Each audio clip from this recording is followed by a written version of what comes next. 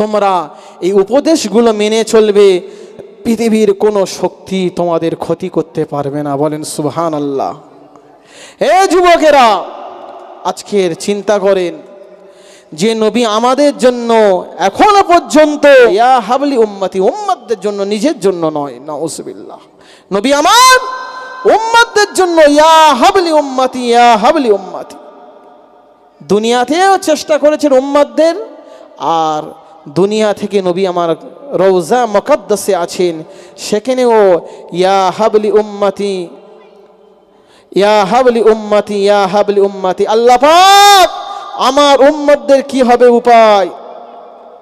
নবীকে সাহাবায়ে কেরামেরা জিজ্ঞাসা করেছিলেন, ইয়া রাসূলুল্লাহ, হাবিবাল্লাহ, হুজুর, মান হুয়া ইয়া রাসূলুল্লাহ, ওই দুটো জিনিস কি আপনি বলেন? নবী আমার ওই সময় বলেছিলেন, কিতাবুল্লাহ ও সুন্নতি রাসূলি। জোরে বলেন সুবহানাল্লাহ। এই আমার সাহাবায়ে কেরামেরা, আমি রাসূলুল্লাহ দুটো জিনিস তোমাদের কাছে রেখে গেলাম। একটা হলো কিতাবুল্লাহ, আল্লাহ পাকের পাক বাণী, আল্লাহ পাকের পাক বাণী, আসমানি প্রথম কিতাব, আসমানি শ্রেষ্ঠ কিতাব, সেটা হলো আল কুরআনুল কারীম। জোরে বলেন সুবহানাল্লাহ। আর একটু জোরে বলেন সুবহানাল্লাহ। অপরটা হলো সুন্নতি রাসূলি, আমি রাসূলুল্লাহ। অপর হলো আমি রাসূলুল্লাহ, আমার হাদিস পাক। এই দুটো জিনিসকে তোমরা আঁকড়ে ধরবে, ভালো করে মজবুত করে ধরবে। আমি রাসূলুল্লাহ তোমাদেরকে বলে দিলাম, পৃথিবীর কোনো শক্তি তোমাদের ক্ষতি করতে পারবে না, পৃথিবীর কোনো জিনিস তোমাকে পথভ্রষ্ট করতে পারবে না। জোরে বলেন সুবহানাল্লাহ। আমি রাসূলুল্লাহ তোমাদেরকে বলে দিলাম, পৃথিবীর কোনো শক্তি তোমাদের ক্ষতি করতে পারবে না, তোমাদের পথভ্রষ্ট করতে পারবে না। এই দুটা জিনিস, আর এই দুটা জিনিস নিয়ে আমরা পথভ্রষ্টের দিকে আছি বাপ। এই দুটা জিনিস নিয়ে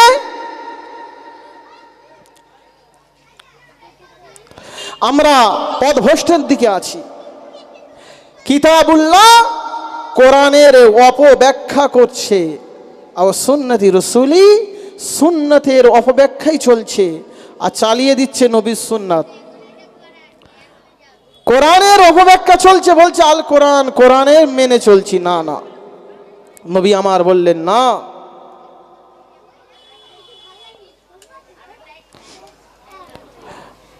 নবী আমার বললেন, আয় আমার সাহাবায়ে কেরামেরা, এই দুটা জিনিস তোমাদের কাছে রেখে গেলাম,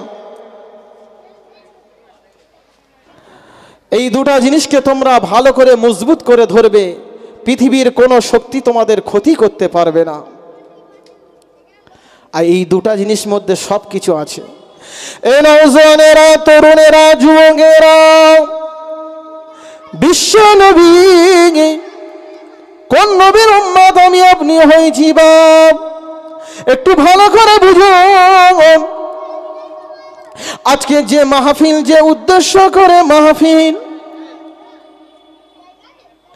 আজকে উন্নতি কল্পে শাহ ইনায়েতুল্লাহ জামে মসজিদের উন্নতি কল্পে মিলাদুন নবীর মাহফিল, আল্লাহ পাকের ঘর মসজিদ, আল্লাহ পাকের ঘর আল মসজিদ বাইতুল্লাহ, মসজিদ বাইতুল্লাহ, যত আল্লাহ পাকের জমিনে, দুনিয়া জমিনে যত ঘর আছে, যত বাড়ি, যত আল্লাহ পাকের ঘর মসজিদ আছে, যত মসজিদ আছে, সমস্ত মসজিদ হলো বাইতুল্লাহ, আল্লাহ পাকের ঘর। বলেন সুবহানাল্লাহ।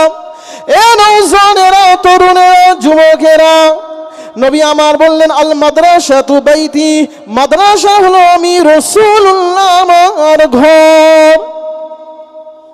দুটা জিনিস, কিতাবুল্লাহ, সুন্নাত রাসূলি, একটা হলো আল কোরআন, একটা হলো অপর হলো হাদিস। আবার বলছেন আল্লাহ পাকের ঘর হলো মসজিদ, আমি রাসূলুল্লাহ, আমার বাগান হচ্ছে মাদ্রাসা, আমার ঘর হলো মাদ্রাসা। বলেন সুবহানাল্লাহ। এই দুটা জিনিসকে আমার আপনার আঁকড়ে ধরতে হবে, মজবুত করতে হবে।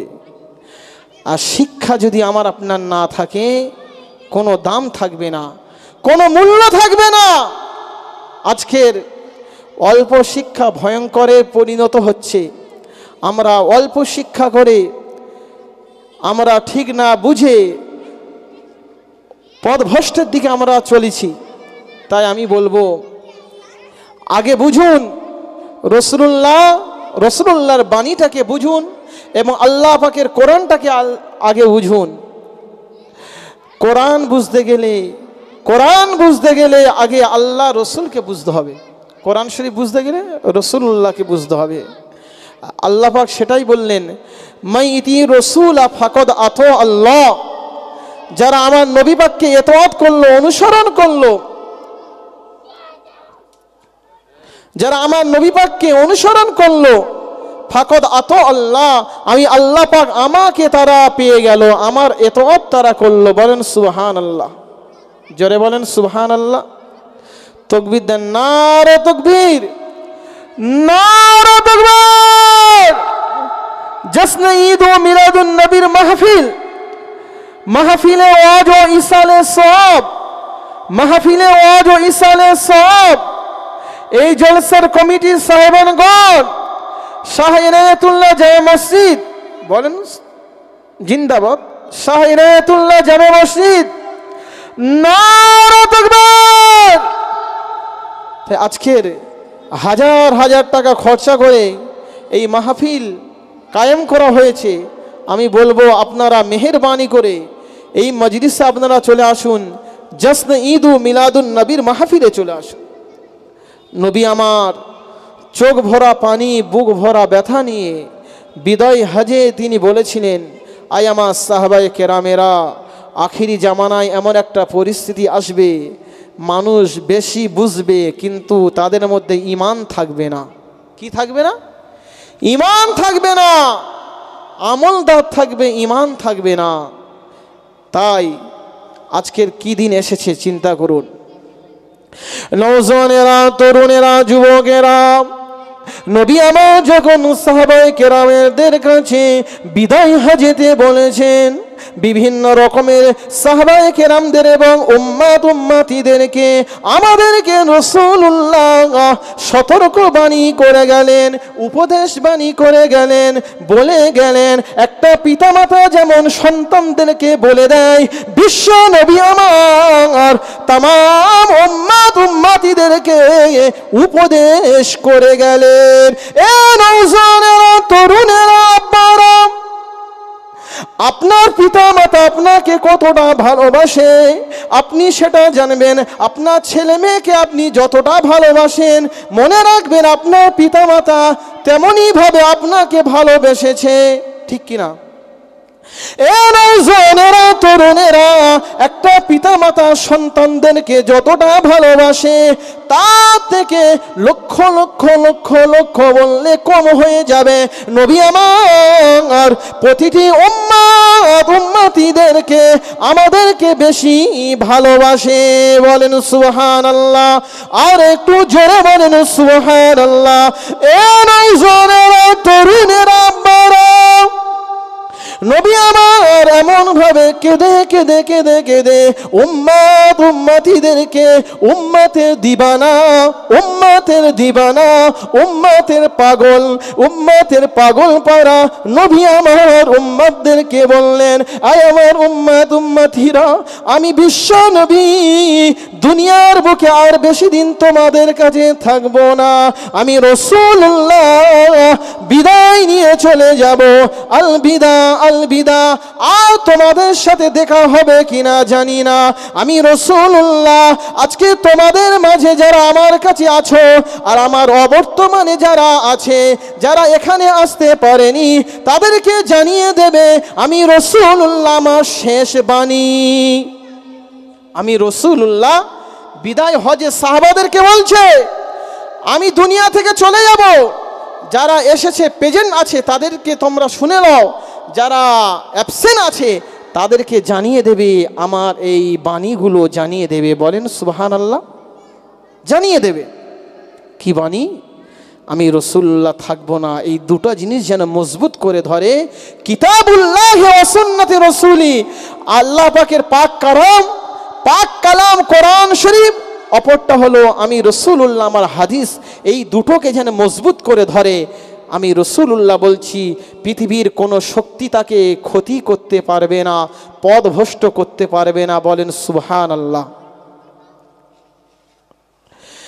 এই নওজওয়ানেরা, তরুণেরা, যুবকেরা, নবী আমার একটা একটা করে সাহাবাদেরকে, আমাদেরকে, তামাম উম্মতিদেরকে সতর্ক করে দিচ্ছেন, আয় আমার উম্মতিরা এমন ভাবে চলবে, এমন ভাবে চলবে বাবা। এমন সময়তে আল্লাহ পাকের পাক কালাম কোরআন শরীফের একটা আয়াত, এটা হলো শেষ আয়াত। এই আয়াতটি আল্লাহ পাক নাজিল করে দিলেন, আল-ইয়াওমা আকমালতু লাকুম দীনাকুম ওয়া আতমামতু আলাইকুম নি'মাতি ওয়া রাদিতু লাকুমুল ইসলাম দীনা। আমার আল্লাহ পাকের ভাবে আমার রাসূলুল্লাহর কাছে জানিয়ে দিলেন, আল-ইয়াওমা আকমালতু লাকুম দীনাকুম, আয় আমার হাবিবুল্লাহ, আজকে আমি আল্লাহ পাক এই ইসলাম ধর্মকে, আমি আল্লাহ পাক এই দ্বীনকে আমি আল্লাহ পাক পরিপূর্ণ করে দিলাম। বলেন সুবহানাল্লাহ, জোরে বলেন সুবহানাল্লাহ। ওয়া আকমালতু আলাইকুম নি'মাতি ওয়া রাদিতু লাকুমুল ইসলাম দীনা ও আতমামতু আলাইকুম নি'মাতি, আমি আল্লাহ পাক আমার নিয়ামতগুলো আমি আল্লাহ পাক পরিপূর্ণ করে দিলাম। ও রাদিতু লাকুমুল ইসলাম দীনা, এবং এই ইসলাম ধর্মের প্রতি আমি আল্লাহ পাক রাজি, খুশি, সন্তুষ্ট হয়ে গেলাম। বলেন সুবহানাল্লাহ, আর একটু জোরে বলেন সুবহানাল্লাহ। এ নওজওয়ানেরা, তরুণেরা, যুবকেরা, নবী আমার যখন সাহাবাদের কাছে এমন ভাবে বলছেন, তামাম সাহাবায়ে কেরামেরা বাচ্চা শিশুদের মতন ফুফিয়ে ফুফিয়ে কাঁদছে, ডুগরে ডুগরে কাঁদছে। সাহাবারা একে অপরে আলোচনা করছে, ভাই কাঁদছো কেন, ভাই এমন ভাবে কাঁদছো কেন? একে অপরে বলছে, ভাই এই জন্য কাঁদছি, এর মানে হল আল্লাহ পাক দিন ধর্ম ইসলামকে পরিপূর্ণ করে দিয়েছেন, আল্লাহ পাকের নিয়ামতকে পরিপূর্ণ করে দিয়েছেন। আল্লাহ পাক ইসলাম ধর্মের প্রতি রাজি, খুশি হয়ে গেছে, মানে আমার রাসূলুল্লাহ আমাদের কাছে থাকবে না, নবী আমার আর আমাদের কাছে থাকবে না, বিদায় নিয়ে নেবে। একটা ছিলিংচির ব্যবস্থা করবেন, ছিলিংচি। নবী আমার আর আমাদের কাছে থাকবে না, বিদায় নিয়ে চলে যাবে। সাহাবারা একে অপরে কাঁদছে, বেদনাদায়ক কাঁদছে। নবী আমার বললেন, এই আমার সাহাবারা শোনো, ঠান্ডা হও, শান্ত হও, তোমাদের প্রত্যেকে চলে যেতে হবে, তোমাদের প্রত্যেকে চলে যেতে হবে, দুনিয়া ছাড়তে হবে। তাই আমি নবী বলছি, তোমরা এই উপদেশগুলো মেনে চলবে, পৃথিবীর কোনো শক্তি তোমাদের ক্ষতি করতে পারবে না। বলেন সুবহানাল্লাহ। হে যুবকেরা, আজকের চিন্তা করেন যে নবী আমাদের জন্য এখনো পর্যন্ত ইয়া হাবলি উম্মতি, উম্মতদের জন্য, নিজের জন্য নয়, নাউজুবিল্লাহ, নবী আমার উম্মতদের জন্য ইয়া হাবলি উম্মতি, ইয়া হাবলি উম্মতি। দুনিয়াতেও চেষ্টা করেছেন উম্মতদের, আর দুনিয়া থেকে নবী আমার রওজা মুকদ্দাসে আছেন, সেখানেও ইয়া হাবলি উম্মতি, ইয়া হাবলি উম্মতি, ইয়া হাবলি উম্মতি। আল্লাহ পাক আমার উম্মতদের কি হবে উপায়, আল্লাহ পাক আমার উম্মতদের কিভাবে নাজাত পাবে। এ নওজওয়ানেরা, তরুণেরা, যুবকেরা, নবী আমার উম্মতের দিবানা, উম্মতের আশিক, নবী আমার দুনিয়া জমিনে যখন ছিলেন উম্মতদের ইয়া উম্মতি, ইয়া উম্মতি, উম্মতের চিন্তায় ছিলেন। নবী আমার মাজার মুকদ্দাসে গিয়ে উম্মতদের চিন্তায় আছেন, ইয়া উম্মতি, ইয়া আবলি উম্মতি, ইয়া হাবলি উম্মতি। আল্লাহ পাক ও রব্বুল আলামিন আমার উম্মতদের কিভাবে তারা নাজাত পাবে, আমার উম্মতরা তারা কিভাবে নাজাত পাবে, কিভাবে রেহাই পাবে, কিভাবে ছাড় পাবে। আল্লাহ পাক আমার উম্মতদেরকে আপনি নাজাত দিন।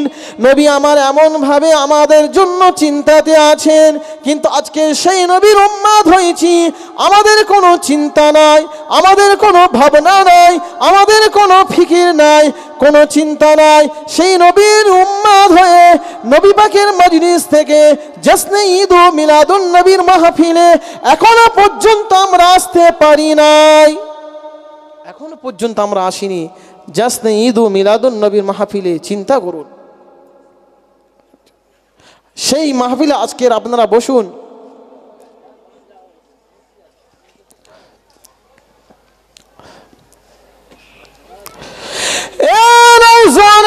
তরুণেরা, যুবকেরা,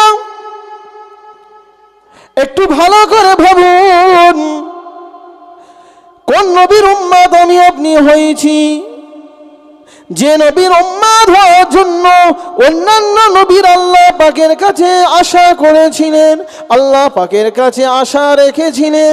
রব্বুল আলামিন আমাদের উম্মাহ, আমাদের নবী না করে, আমাদের রাসূল না করে, আখিরি জামানার নবীর উম্মত করে যদি পাঠাতেন, আমাদের নসিব বড় হতো। বলেন সুবহানাল্লাহ।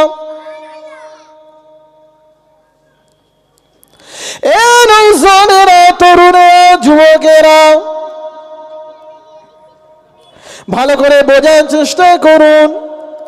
আমার আপনার নবীকে আল্লাহ পাক বিশ্ব নবী করেছেন, আমার আপনার নবীকে আল্লাহ পাক শ্রেষ্ঠ নবী করেছেন, আমার আপনার নবীকে আল্লাহ পাক শাফিউল মুজনাবিন করেছেন, আমার আপনার নবীকে আল্লাহ পাক শাফাতের কান্ডারি করেছেন। এ নওজওয়ানেরা, তরুণেরা, শুনুন, সমস্ত নবীরা, সমস্ত নবীরা প্রত্যেক আল্লাহ পাকের কাছে আশা করেছিল, আল্লাহ পাক প্রত্যেকের আশা পুরা করেনি। কিন্তু আল্লাহ পাক আমার আপনার নবীকে আল্লাহ পাক শ্রেষ্ঠ নবী করেছেন, এবং আমার আপনাকে শ্রেষ্ঠ নবীর উম্মত হিসেবে আল্লাহ পাক করেছেন। বলেন সুবহানাল্লাহ। আর একটু জোরে বলেন সুবহানাল্লাহ। না চেয়ে না মেহনত করে নবীর উম্মত হয়েছি। সমস্ত নবীরা নফসি নফসি করবে, আদম শফিউল্লাহ নফসি নফসি করবে কিয়ামতের দিনে। আল্লাহ পাক আমার কি উপায় হবে, আমি আদম, আমার কি হবে? ঈসা রুহুল্লাহ তিনিও ভাববে আল্লাহ আমার কি হবে। ইব্রাহিম খলিলুল্লাহ তিনিও ভাববে আল্লাহ আমার কি হবে। আর মুহাম্মাদুর রাসূলুল্লাহ বলবে আল্লাহ আমার চাই না, আমার চাই না, আমার উম্মতদের কি হবে। জোরে হবে না?